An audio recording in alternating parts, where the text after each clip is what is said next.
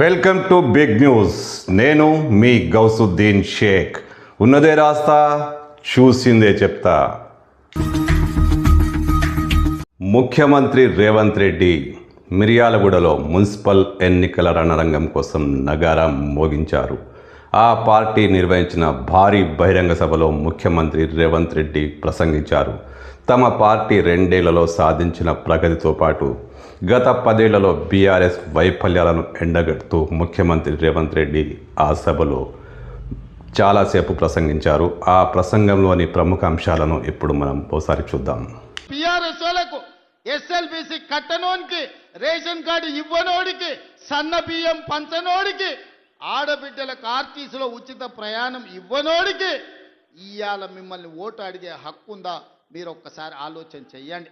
సిగ్గు లేకుండా వాళ్ళు వచ్చినా, గంగిరెద్దులోలాక ఇంటి ముందుకు వచ్చినా కర్రు కాల్చి వాత పెట్టండి, సలాకి ఎర్రగా కాల్చి ఈపుల వాతలు పెట్టుర్రి.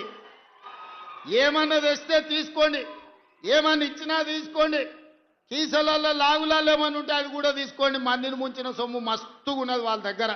ఒకనొక్కడు ఎకరాలలో ఫామ్ హౌజులు కట్టారు, పెద్ద పెద్ద బెంచ్ కార్లు కొన్నారు, గంజికి గతి లేని వాళ్ళు కూడా. అవన్నీ మనల్ని ముంచిన సొమ్మే, మందిని ముంచిన సొమ్మే. టీఆర్ఎస్ వాడు వచ్చి ఏమి ఇచ్చినా తీసుకోండి, చెయ్యాల్సిన లగ్గం చెయ్యండి. మన అసెంబ్లీ ఎన్నికల్లో ఎట్లయితే మిర్యాలగూడల 40-50 వేలతోని లక్ష్మారెడ్డిని గెలిపించారో, పార్లమెంట్ ఎన్నికల్లో రఘ్వీర్కి 5,60,000 ఓట్ల మెజారిటీ ఎట్లిచ్చిండ్రో, ఇవాళ అదే విధంగా నల్గొండ జిల్లా ప్రజలు కాంగ్రెస్ పార్టీకి అండగా నిలబడండి. ఇవాళ మిత్రులారా, మనం అధికారంలోకి వచ్చిన ఈ 2 ఏళ్లలో 70,000 ప్రభుత్వ ఉద్యోగాలు ఇచ్చినాం, రైతు రుణమాఫీ చేసినాం, రైతు భరోసా కార్యక్రమాన్ని అమలు చేసినాం, 4.5 లక్షల పేదోళ్ళకి ఇందిరమ్మ ఇండ్లు ఇచ్చినాం. ఇవాళ ఆడబిడ్డలకు ఆర్టీసీలో బస్సే కాదు 1000 బస్సులు కొనిపించి, బస్సులో ఉచితమే కాదు 1000 బస్సులకు యజమానులను ఇవాళ ఆడబిడ్డల్ని చేసినాం. ఇవాళ స్వయం సహాయక సంఘాలకు పెట్రోల్ బంకులు నడుపుకోవడానికి ఇవాళ ప్రతి జిల్లాల పెట్రోల్ బంకులు ఇచ్చి 27,000 కోట్ల రూపాయలు సున్నా వడ్డీకి ఇవాళ ఆడబిడ్డలకు నగదు బ్యాంకులతో ఇప్పించినాం. ఇవన్నీ కూడా ఎలా సాధ్యమైనాయి అంటే ఇందిరమ్మ రాజ్యంలో పేదల పరిపాలన వచ్చినందుకే సాధ్యమైంది. ఇవాళ అన్ని మనమే ఉన్నాం. సర్పంచులు మనోళ్ళే ఉండ్రు, ఎమ్మెల్యేలు మనోళ్ళే ఉండ్రు, ఎమ్మెల్సీలు మనోళ్ళే ఉండ్రు, మంత్రులు మనమే ఉన్నాం, ప్రభుత్వం మనమే ఉన్నది. మరి ఏనైనా మన కాలనీలలో ఎవడన్నా అప్పి తప్పి బీఆర్ఎస్ వాడు కౌన్సిలరు కార్పొరేటరు అయితే ఇక వాడు మనకేమన్నా పని చేస్తాడా? ఒకసారి ఆలోచన చేయండి. 10 ఏళ్ళు వాళ్ళే ఉన్నారు, 10 ఏళ్ళు పరిపాలన చేసిరు, మొత్తం తెలంగాణను దోసుకున్నారు, 1,000 కోట్ల రూపాయలు సంపాదించుకున్నారు. ఆస్తులు సంపాదించుకుంటే పర్వాలేదు, 7 అంతస్తుల మేడలు కట్టుకుంటే పర్వాలేదు, కానీ పెళ్ళా మొగుడు ఫోన్లలో మాట్లాడుకుంటే కూడా ఫోన్లు విన్నారా? ఇంత సిగ్గు తప్పినోడు ఎవడన్నా ఉంటాడా? వాళ్ళ బతుకు జడ. పెళ్ళ మొగుడు మాట్లాడుకుంటే కూడా జోలి ఇంట ఆడా ఎవడన్నా?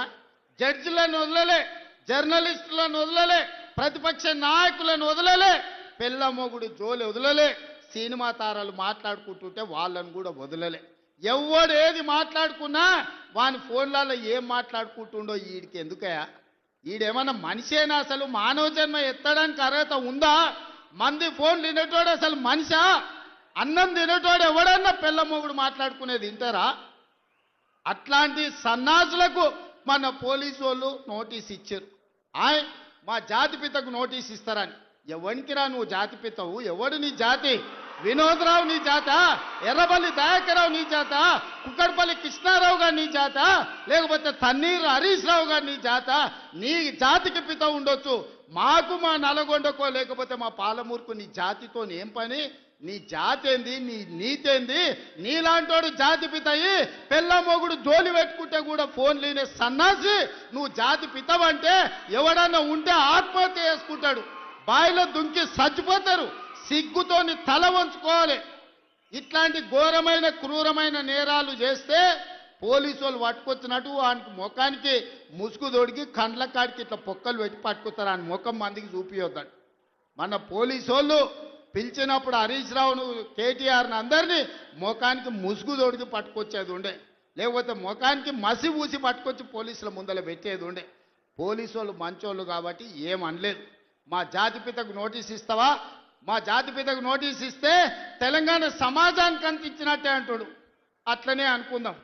ఒకవేళ మీకు నోటీస్ ఇస్తే తెలంగాణ సమాజానికి ఇచ్చినట్టే అంటున్నావు కదా, మరి నీ జన్వాడలో ఉన్న ఫామ్ హౌస్ మా తెలంగాణ ప్రజలదా? నీకు నోటీస్ ఇస్తే మరి తెలంగాణ అందరికి ఇచ్చినట్టయితే నీకున్న ఎర్రవల్లి ఫామ్ హౌస్ తెలంగాణ సమాజం అందరికి ఇస్తావా? జన్వాడలో నీకున్న ఫామ్ హౌస్ అందరికి ఇస్తావా? మొయినాబాద్లో హరీష్ రావుకున్న ఫామ్ హౌస్లో అందరినీ రాణిస్తావా? మీ టీవీలు మీ పేపర్లు మాకు ఇస్తావా? వేల కోట్ల రూపాయలు తెలంగాణను కొల్లగొట్టిన దాంట్లో తెలంగాణ నిరుద్యోగులకు ఏమని ఇస్తావా? ఎమ్మెల్యేలు, ఎమ్మెల్సీలు, రాజ్యసభలు, లోక్సభలు, మంత్రులు, ముఖ్యమంత్రి అన్ని మీరే తీసుకున్నావు. తెలంగాణ సమాజానికి ఇచ్చినవా? ఒక్క శ్రీకాంతాచారి తెలంగాణ కోసం ప్రాణత్యాగం చేస్తే శంకరమ్మ ఎక్కడుందో కూడా తెలియదు వాళ్ళ తల్లికి. కనీసం మొట్టమొదట తెలంగాణ కోసం ప్రాణత్యాగం చేసుకున్న శ్రీకాంతాచారి తల్లి కూడా చిన్న బాధ్యత ఇవ్వకపోతివే. జాతిపిత అంటే ఎవరయ్యా అంటే తెలంగాణ కోసం సర్వం త్యాగం చేసిన ప్రొఫెసర్ జయశంకర్ జాతిపిత అవుతాడు.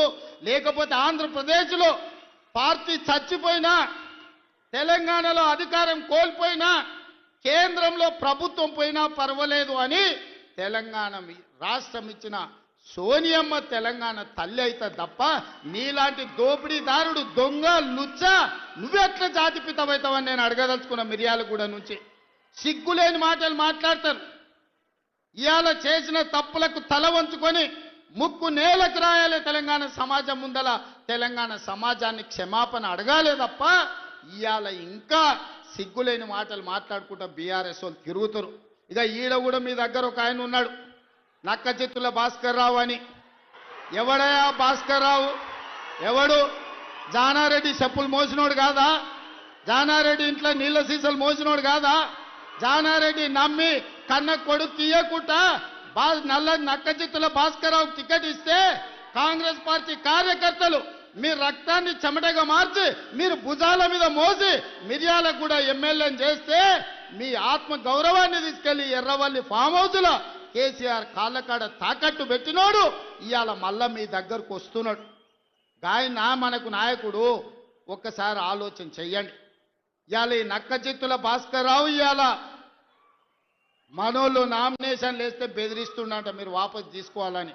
చింతపండు అవుతుంది భాస్కర్ రావు, నువ్వు అనుకుంటున్నామేమో. ఈ వేదిక మీద ఉన్న మేము ఎవరం జానారెడ్డి లాగా పెద్ద మనసు ఉన్నోళ్ళం కాదు. చింతపండు అవుతుంది నువ్వు అనుకుంటున్నావో. నీ తెలివితేటలన్నీ కత్తిపెట్టు, పోతావు మళ్ళా ఖమ్మం ఇట్లకెళ్ళ కూడా ఉండవు. నువ్వేదో తెలివితేటలు అనుకొని ఇక్కడ ఉన్నోళ్ళని బెదిరిస్తా. నాకు జానారెడ్డి సార్ తెలుసు, నాకు రఘువీరెడ్డి సార్ తెలుసు, లేకపోతే నాకు సుఖేందర్ రెడ్డి సార్ తెలుసు, ఈపులు వలిగేటప్పుడు అడ్డం వస్తారు అనుకుంటున్నామేమో. ఎవరు అడ్డం రారు, వాళ్ళందరూ నాకు చెప్పారు పలగాల్సిందే చింతపండు కావాల్సిందే భాస్కర్ రావు కానీ. వాళ్ళందరిని అడిగినా ఏం సంగతి అని. ఇక ఏం లేదు చింతపండు కావాల్సిందే, చింతపండు చేయ అని చెప్పారు. అందుకే కాంగ్రెస్ పార్టీ కార్యకర్తలకు నేను చెప్పదలుచుకున్నా, ఎవరు భయపడాల్సిన పని లేదు. ఇట్లాంటి నక్క చిత్తులో చాలా మంది వస్తుంటారు. ఈ వినయాలన్నీ మన దగ్గర వనికిరావు. నమ్మి ఎమ్మెల్యేని చేస్తే నాగార్జున సాగర్ ఉప ఎన్నికలు జానారెడ్డిని ఓడగొట్టడానికి ఇల్లు తిరిగిండు. ఇంతకంటే మోసగాడు ఎవడని ఉంటాడా? ఇట్లాంటి మోసగాళ్ళని గెలవనిచ్చారంటే మిర్యాలకు కూడా గౌరవమే పోతుంది. అందుకే మిత్రులారా, ఈ మున్సిపల్ ఎన్నికల్లో ఈ వేదిక మీద నుంచి నేను ఒక్కటే మాట చెప్పదలుచుకున్నా. మిర్యాలగూడ, నల్గొండ జిల్లాలో ఉండే 18 మున్సిపాలిటీల మీద నాకేం ఆలోచన లేదు, నాకేం రంది లేదు. 100% మీరు గెలిపిస్తారు, నాకు నమ్మకం ఉంది. కానీ రాష్ట్రంలో 123 గెలిచి తీరాలి.